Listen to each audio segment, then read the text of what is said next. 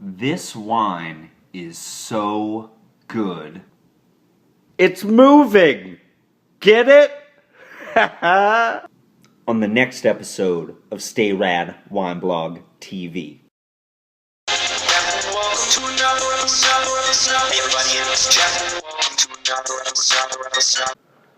Hey everybody, it's Jeff. Welcome to another episode of Stay Rad Wine Blog TV. As you can see, I'm right in the middle of kind of packing things up. We got a big move coming up. Kara and I are very excited about our new home that we'll be moving into very, very shortly. And of course, I'll give you the grand tour when we move in, and maybe I'll pop open something special for you. In the meantime, because these episodes have been kind of few and far in between, I've got some samples that are starting to add up, and I feel like I need to start chipping away at these things. So I'm really excited about this. On Twitter and Instagram and Facebook earlier today, I was asking folks, of these different samples that I have, which one should I try? And I got a really nice response from folks that wanted me to open up this sparkler right here. This is a French sparkling wine. It's not a champagne though. This is the Jalance Cremant de Bordeaux. It's the Cuvée de l'Abbaye Brut. So let me break that down just a little bit for you. Whenever we talk about a sparkling wine from France, almost always we're thinking about Champagne. It is the number one sparkling wine region, not just in France. I mean, we could say it's the number one sparkling wine region in the world. I mean, in California, sometimes we still call some of our sparkling wines champagnes. But if you're going for the broader term of sparkling wines that are in France, if they are not from the region of Champagne, then what they typically would call them is Cremant, right? So that's that sparkling wine. This is Cremant de Bordeaux, and normally when we think about Bordeaux, we think about those just big age-worthy reds. You think about those Cabernets and those Merlots and all those beautiful, just awesome historic houses, and you even think of maybe the dessert wines of Sauternes.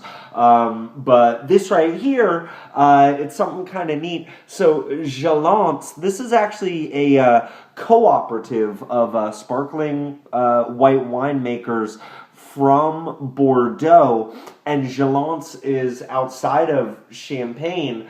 It's the second biggest sparkling wine brand in all of France. So I'm kind of excited to get into this. This one is 100% Semillon. I think you can see that on the label right there. 100% Semillon. And so this is a white wine that we would typically find in Bordeaux whites, and we would find those in some of those just beautiful dessert wines of Sauternes. Sometimes this same brand, they will mix in some Cabernet Franc, which I think is kind of interesting. This one is 100% that Semillon, so it's going to be those like lighter, crisper type of flavors is what I'm assuming anyways. Let's get into it. Let's just do a big old glass. Why not? So this isn't, super chilled. It's not the same temperature as your refrigerator right here. I've been keeping this right at about like 58 degrees Fahrenheit. I did throw it in the fridge just to give it a quick blast of coolness before I tasted this. But I also want to pick out some of those flavors that you can get when you're drinking your white wines just a little bit warmer. Color-wise, really nice, just golden yellow color. The bubbles there, the sparkles, maybe you're getting a good look there. Very, very fine, very, very small bubbles. This sparkling wine right here, this Cremant, was aged in the bottle for 24 months, so it did have some nice bottle age to it. This is a non-vintage, so I can't tell you the exact year that these grapes were picked, and it's possible that they were blended from different years. But, you know, if I had to guess, because this is a sample that I just got recently, we would say that these were grapes that were probably harvested in 2012, maybe 2011. Now, on the nose, I always love the nose on sparklers. So I am getting these nice, bright, citrusy type of notes of lemon and grapefruit, but also there is a little bit of that yeasty, bready type of component that I really like in a lot of sparkling wines that we tend to find quite a bit more of when we're taking those sparkling wines from France. So a really nice nose here.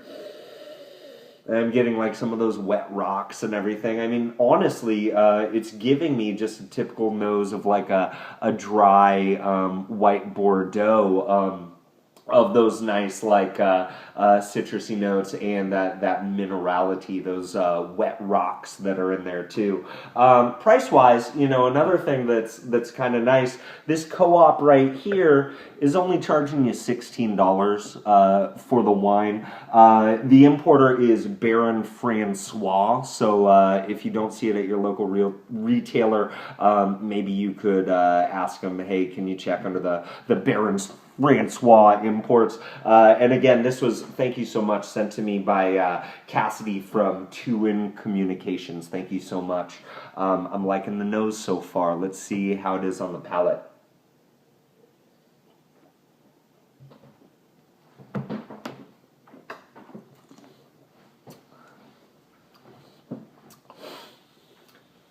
I never felt like the name Cremant did it justice, you know, because I'm not, and I know this is kind of off subject a little bit. You know, I the amount of French that I know, I could hold inside of my hands right here, not that much at all. But whenever I see the word Cremant, I think that it's something that's going to be creamy, right? And really, it's just sparkling wine from France, right? But and typically when I hear that word Cremant and then I drink a Cremant, I'm always like, man, I wish there was a little bit of cream in this. And I'll tell you what, right? The bubbles, the effervescence that's coming from this, as these bubbles are kind of dancing around in my mouth, there is almost like a creamy type of component there. It's not, you know, heavy, it's not thick, but there is just like that, there's a little bit of like a hint of dairy, like a fatty type of dairy component. That being said, you know, more than anything else, there is this really nice and bright acidity. I am getting like some nice white flowers there.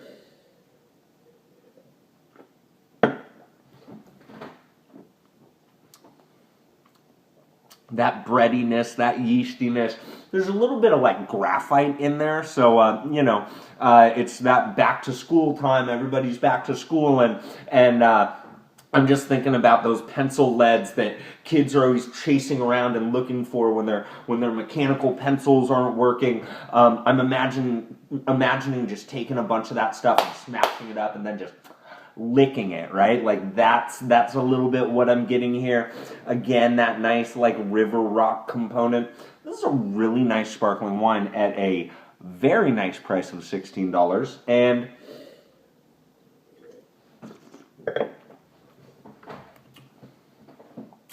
if I do say so myself, it's one worth seeking out.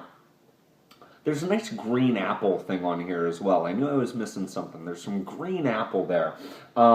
Just a really nice, pretty, sparkling white wine that's a little bit different from some of the ones, you know, in that high teens to low 20s type of range that you could get from California. There's some really nice ones there. This one's just a little bit different, right? So I think it's something that you might want to try.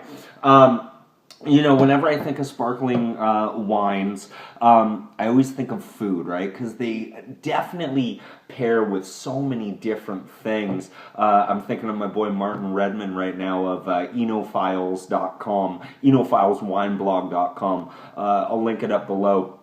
He's done a really good job over the years of identifying some great, awesome sparkling white wines, and talked about all the different foods that you could pair it with. And I thought what I would do is maybe just get out a couple quick foods real quick. Nothing that I really had to prepare for. One thing that I picked up in the store today. I picked up some of that pre-wrapped prosciutto and mozzarella cheese. So I figured I'd try a slice of that. So let me get a little sip.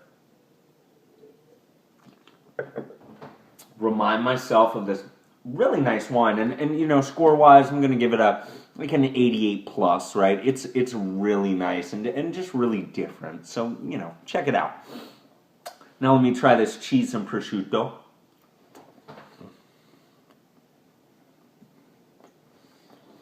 And that's such a fun pairing, right? Oftentimes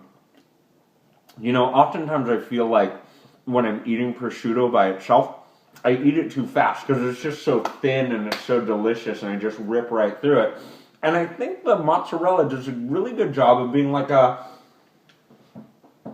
natural extension of the fattiness of the prosciutto. And it gives it a chewiness that I often miss when I'm trying prosciutto. Really nice smoky flavor. I mean, just very delicate and delicious, and dare I say, creamy.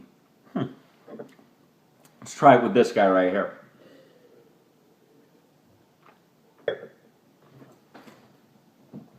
And there's that fun thing that I often talk about when we're doing food and wine pairings. I always like getting a wine with some really nice acid, like this guy right here, and pairing it with something that is, in essence, quite fatty, right? So you've got this dairy, you've got this fat, you've got this smokiness of the prosciutto, and what you're getting is the acid that's just cutting through that fat, and then you're getting those, just that frizzante, that sparkliness, that liveliness of the wine that's really giving like a well-rounded type of play to the fattiness of the food. It's allowing that food to just dance around and linger just a little bit more. You know what I'm saying? It's doing a little bit of this. Okay, that's awkward.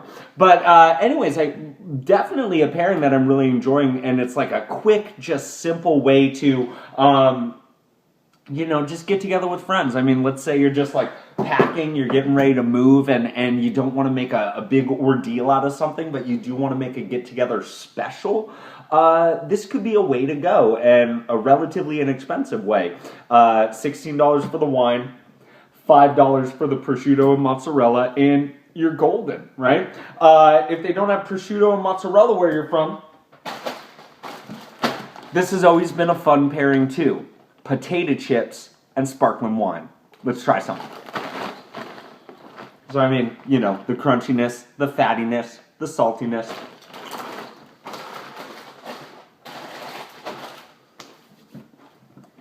Did you notice once I started eating, I had a little like liveliness to me? I think I was kind of hungry. It's that nice, awesome, salty crunch. You guys know me well enough. You know I love potato chips.